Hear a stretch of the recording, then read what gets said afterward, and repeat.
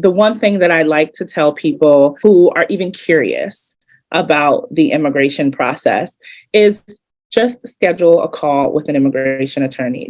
Just ask the questions, because we often make a lot of assumptions about our circumstances and say, oh, I heard someone talk about that and I didn't have this one thing. It's no point, or there's no use. But no matter the immigration process, it could be employment, it could be family. It can't hurt to reach out and speak with an immigration attorney just to get some information about your situation.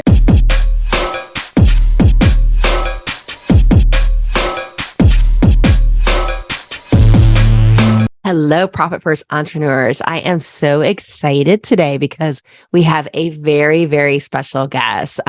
We actually have Miriam Lacroix. And Miriam is an immigration attorney. She's also the founder of Lacroix Law, PC.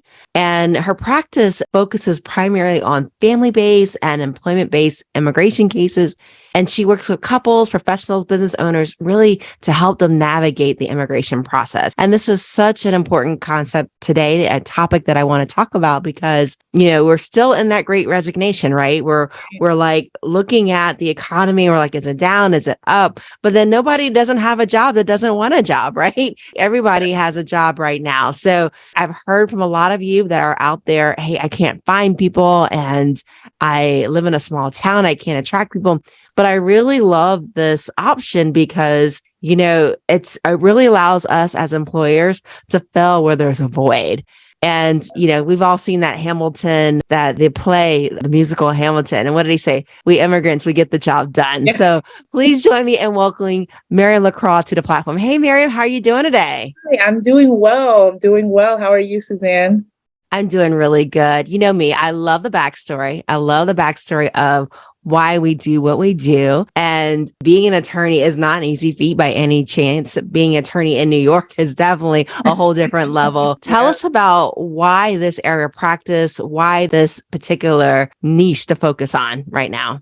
Yeah, absolutely. Well, to answer your first question, this area of practice is important to me because I come from a family of immigrants. My dad is a Haitian immigrant who came in the 80s and is now a U.S. citizen. And through the immigration process, through a petition that my mom filed for him. And so, I'm the product of an immigration story. And so it's just really important to me to be accessible to people like my dad who may not have the resources, or if they have the resources, they just don't know where to go, right? And so I started doing immigration because of that.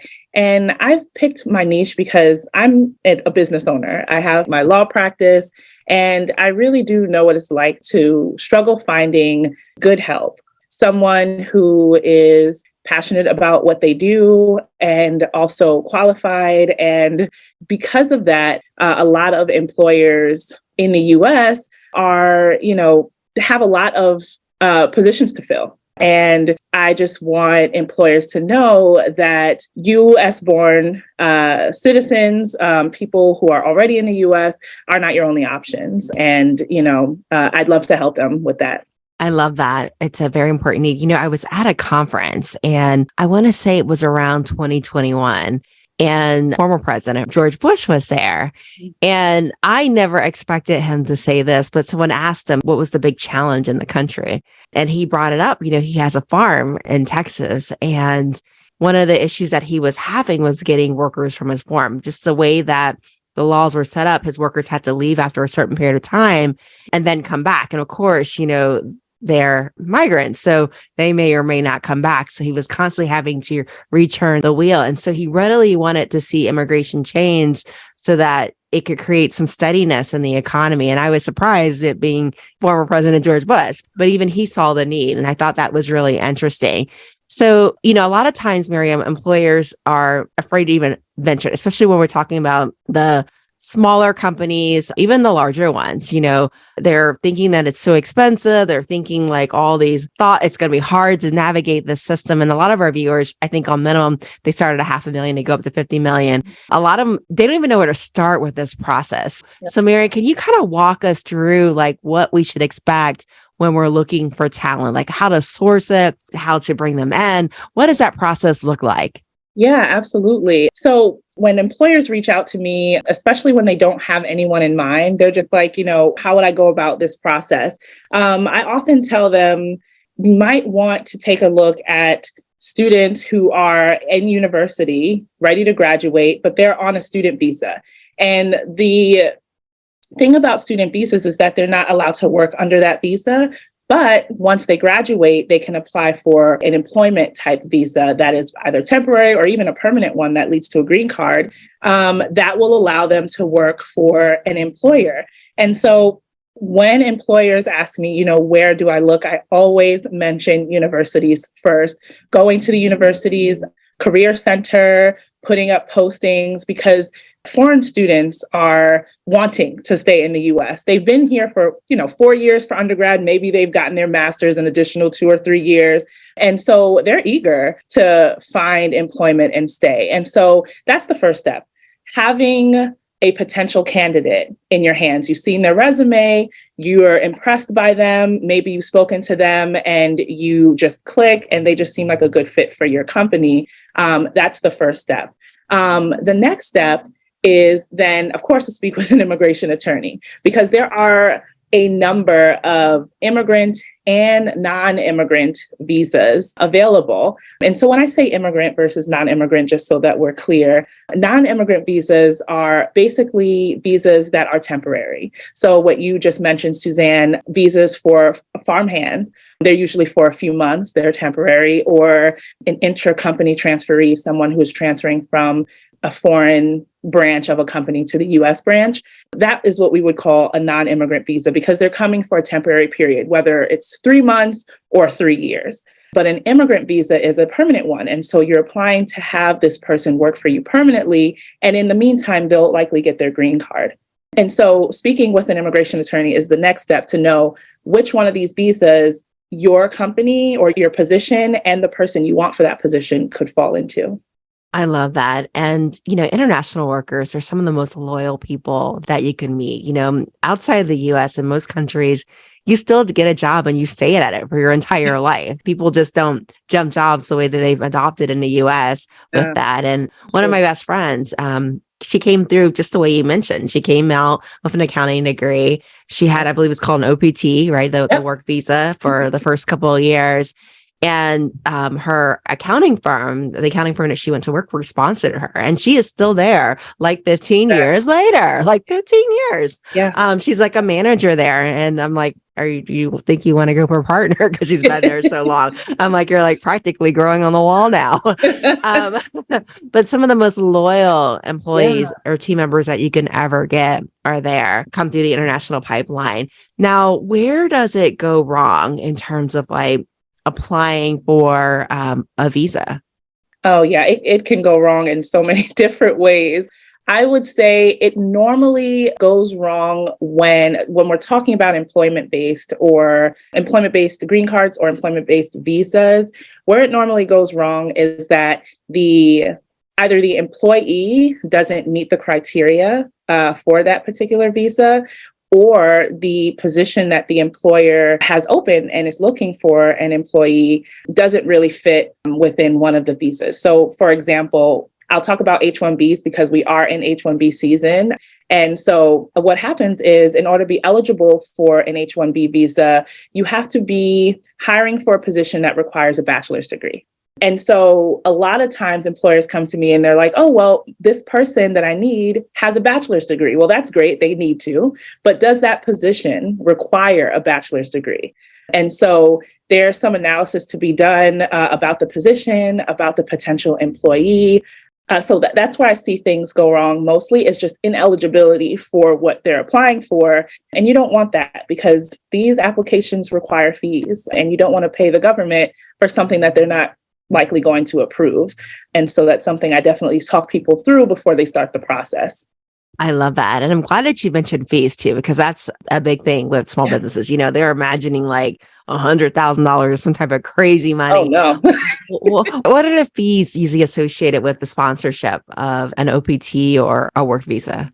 Yeah, the fees vary depending on the type of application. I think for OPT, that's a different category because it's really done through the school. And as long as there's an offer letter and the school, approves of this employee, they can start that process. And I don't believe there's actually a fee for the employer when they're doing OPT. So that's something to look into, especially if it's a student just graduating.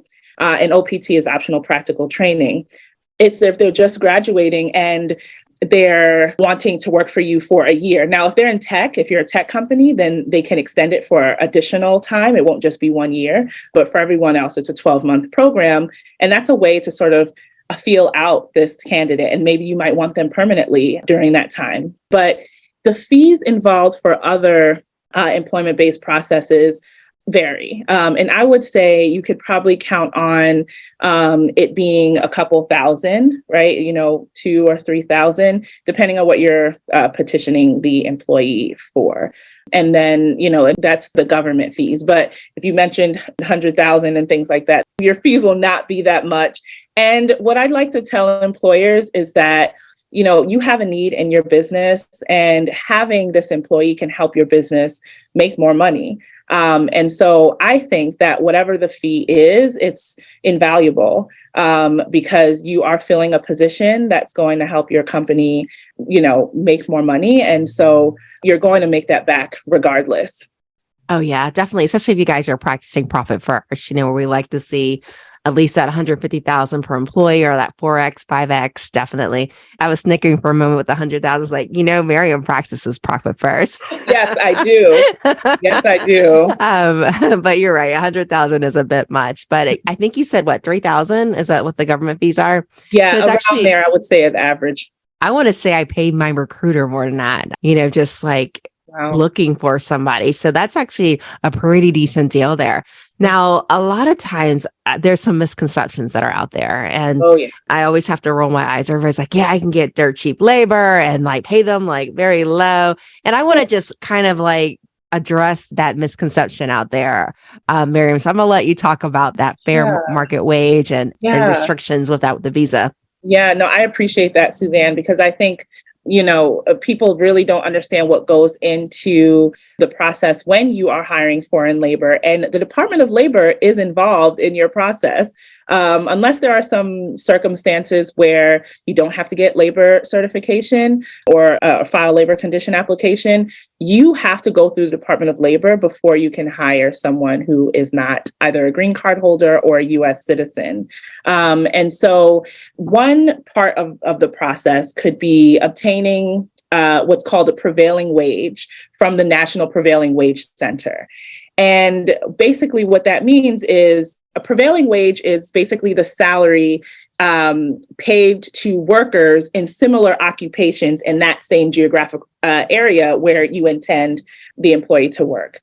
And so in order to hire someone, particularly, I'm thinking of H-1B again, but in order to hire someone in the H-1B process, you'd have to show that you can pay prevailing wage. And so one of my clients previously, physical therapy was the application. And the prevailing wage for the physical therapist who he was hiring, and based on her years of experience, was around 79,000 or something like that. And so I had to have this conversation with him. Are you able to pay that wage? Because we have to go to the Department of Labor, request labor certification. And while in requesting labor certification, the Department of Labor is confirming that you're able to pay this wage.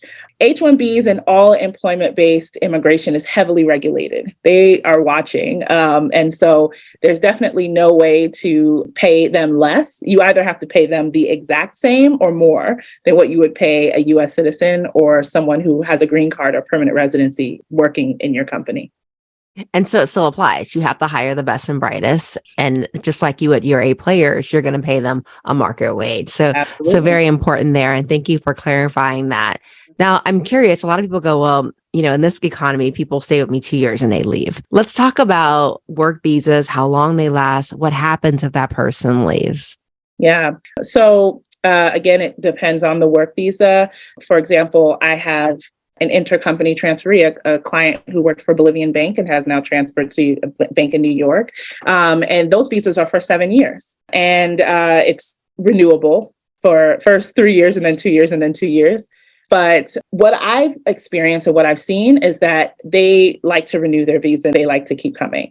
And so there are some circumstances where your employee might find another employer. But one thing, it's not that easy to jump from one employer to another because labor certification, particularly in some of these processes, like in the H-1B program, it is specific to that employer.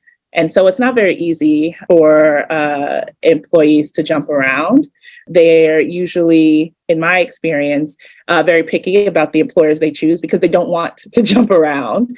They want to stay in one place and they want to be comfortable, particularly because they're not from here. They've left their families. They want security. And so for the most part, they stay put.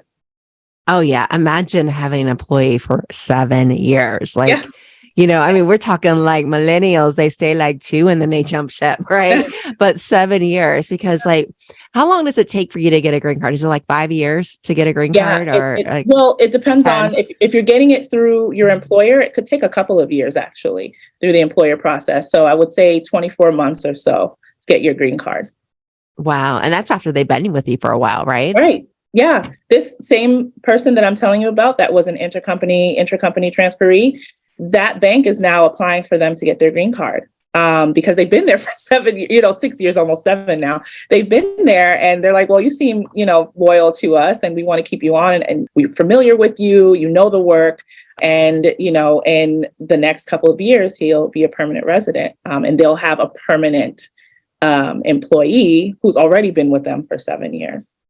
I love that. A reward for longevity there. Yes. Like, did I tell you profits go up the longer people are with you, especially when they're like all-star players and like A players. So, I mean, 7 years, that's a big deal, right? That is a really big deal out there. And I'm thinking like, especially those hard to find positions right now, we got a lot of healthcare providers that listen to us. Imagine like recruiting some of the best and brightest straight out of school to fill your clinics or your hospitals or your even dental practices, right? This can be an amazing opportunity there for that. Yeah, absolutely. And just to be clear, even though like the H-1B visa is 6 years, the L intercompany transfer is 7 years, there is a renewal process in between, right? If they're, after the first couple of years, you have to renew, but the renewal process gets a little bit easier because they've already applied. USCIS, which is the agency that approves these applications, has already seen that they are eligible, right? And so the renewal becomes a little bit easier each time as well, as long as I love it. Changes. And what is the cost usually involved with the renewal? The renewal is similar to the initial cost because it's like filing the same application again. So for H-1Bs, the renewal would be much less, I think, because there are some initial fees that happen with the H-1B process, like fees related to if you have more than a certain amount of H-1B employees already, they charge an additional fee because they don't want people only hiring H-1B employees. So there might be a fee if you have more H-1B employees than non-H-1B employees. Some of these fees won't be charged to you twice if you're renewing. I love it. They figured you out, right? They figured if you've got like all you do is hire internationals. They know your tricks now. So There's going to be a cost with that. Yeah. I love it. I love it. Very, very good from that standpoint. So a lot of times the next questions that people will ask me is, okay, I'm just not connected, Susanne. I don't know anybody that is even looking for a position that's international. And I love the fact that you said recruit from schools, recruit from colleges, people that are just graduating. If you're looking for, and we have some people that listen, they're in the trades or they're farms, right? That type of thing, manufacturing. Where do you even begin to even find that talent? Yeah.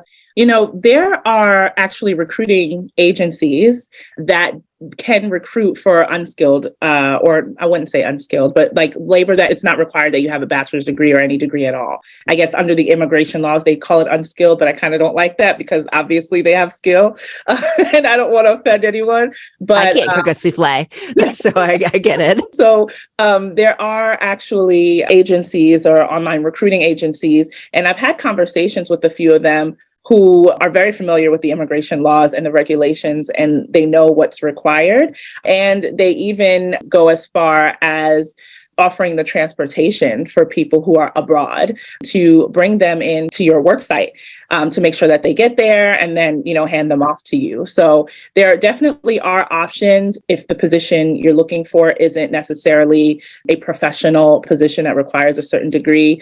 Those type of visas, there are recruiting agencies that do assist with finding someone that meets your requirements.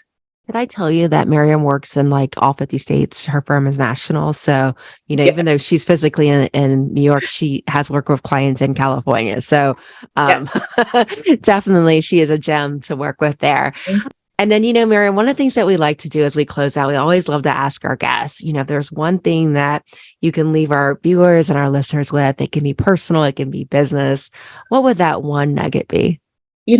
Every opportunity I get. And the one thing that I like to tell people who are even curious about the immigration process is just schedule a call with an immigration attorney. Just ask the questions, because we often make a lot of assumptions about our circumstances and say, oh, I heard someone talk about that and I didn't have this one thing. It's no point, or there's no use. But no matter the immigration process, it could be employment, it could be family. It can't hurt to reach out and speak with an immigration attorney just to get some information about your situation. And the other thing is, don't trust just anyone, right? I'm sure Susanne has, she is a professional. She's licensed in what she does. And so you wouldn't go to someone who just thinks they know about accounting and finance and take information from them about how to run your business. I'm sure Susanne would not approve of that either. And so same thing with your legal issues, only take advice from someone who is licensed and is a professional and who has either done it before or has experience with it. So I think that's what I'll leave your listeners with. No, that's great advice. We don't want anybody to go into those tax sweatshops and be like, can you fill out this application for me, please? We don't want that, right? Because, one, your reputation's on the line. They're monitoring you if it goes wrong. And that person loses that opportunity to ever be able to work in a country again. So it's a pretty big deal with that. Now, are there chances that maybe we can get some of the candidates to pay for their own fees, or is it typically something that's sponsored by the employer?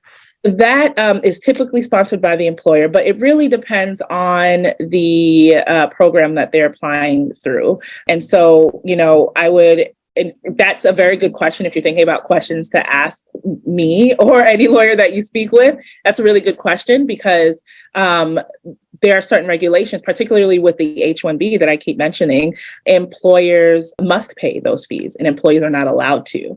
And of course, that is just to, protect the H-1B worker and the US labor market, So you just sort of have to be careful and think about these things. But that is a really good question. The answer is it depends on what it is they're applying for. There are certain parts that the employee can pay for, but certain parts they cannot. That absolutely makes sense. And they want to make sure that you can support this employee, right? That it's a long-term relationship, as Maria mentioned, up to 7 years and even more. And they want to make sure that this person's being put in a good place. So that completely makes sense from that standpoint. Now, Maria, you have offered a wealth of information. And I think that for a lot of our viewers, these are conversations that aren't happening everywhere, right? They might not know somebody that has a business that's doing sponsorship. And so that conversation, what you don't know, you just don't know. That conversation is not happening in their area. Miriam, how do our listeners reach you? How do they contact you to learn more about sponsoring and filling their needs? Yeah, absolutely. Thank you. I think you can reach me either by phone or email. Our phone number is 914-368-3550. And the office email is info, I-N-F-O, at mlacroixlaw.com, M for Miriam, Lacroix, Lacroix, law.com. And hopefully this will be in the show notes and they'll be able to see that. It'll definitely be in the show notes. I was calling her Lacroix for a long time because that's what it looks like. But it's got an X at the end, but I'm going to go ahead. So if you guys are driving, don't stop in the middle of the highway. Please don't do that. I want you to be safe. I will drop her information in the show notes so that you can reach her. Miriam, thank you so much for joining us today and sharing your knowledge. My pleasure. Thank you so much for having me.